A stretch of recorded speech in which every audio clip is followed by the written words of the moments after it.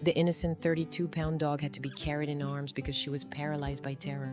But she was unaware that the woman carrying her was just as broken as she was. Sequoia had been rescued from the neglected, dirty cages of a backyard breeder, carrying the traces of a life she had endured in darkness and harsh conditions for years. She arrived at the Oregon coast. When the doors of the transport vehicle opened, Sequoia refused to step outside. Her paws were practically locked onto the floorboards. Her body was trembling with fear, and her eyes opened wide in astonishment at the sheer intensity of this new world she had never experienced before. But as the transport coordinators started to drive away, it became clear that the real problem lay much deeper. The true challenge hadn't even begun yet. Inside the house, Sequoia pressed her back against the living room wall, trying to go as unnoticed as possible. She didn't even know what stairs were for. When her new family laid her in a thick and comfortable bed instead of staying there, she immediately got up and moved to the cold hardwood floor, as if comfort was too great an unearned privilege for her. In the evenings, even the faint, distant sound of the television drove her into a panic, causing her to hide behind the couch. Her ribs rose and fell with fast and shallow breaths out of fear. For the first 2 weeks, this house felt less like a home to Sequoia and more like a place where she waited in silence. But there was something she didn't know. She wasn't the only one suffering in this silence. Her new mother worked from home. Sometimes, without realizing it, she would run her fingers over the old leather collar in her pocket, then stare blankly at the computer screen for a long time. She had recently lost her dog, one of the closest friends in her life. Grief had become an invisible weight that made even the simplest task of daily life feel heavy. She didn't want to replace the dog she lost with Sequoia. All she wanted was for the pain inside her to ease just a little.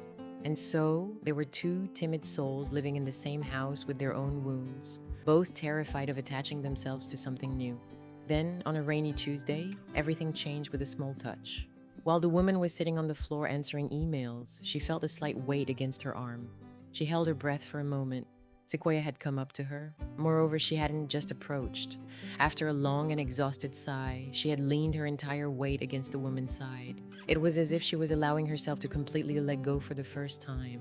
After a while, the timid dog slowly climbed onto the couch, rested her long body beside the woman, and laid her head directly on her chest, right over her broken heart. As the woman's fiancé watched them from the doorway, he realized this. Sequoia was no longer just learning to trust people. At the same time, she was becoming an anchor in their lives. But the greatest test of this new life had not yet appeared before them. On their first trip to Cannon Beach, Sequoia, who previously feared even the sound of a dropped spoon, now stepped onto the endless wet sand, stretching out before her. She did not retreat in the face of the ocean's powerful roar.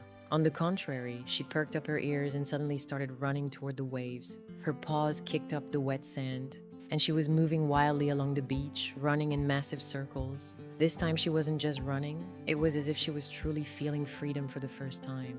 As the woman watched her on the shore, she breathed in the cold and salty air.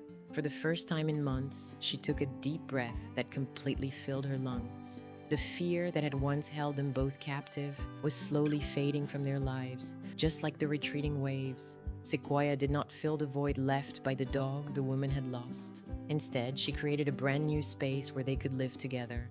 Sometimes a rescued soul shows you the way the moment you cannot escape your own darkness. Sequoia's story was exactly this kind of quiet miracle. Don't forget to subscribe for more stories like this.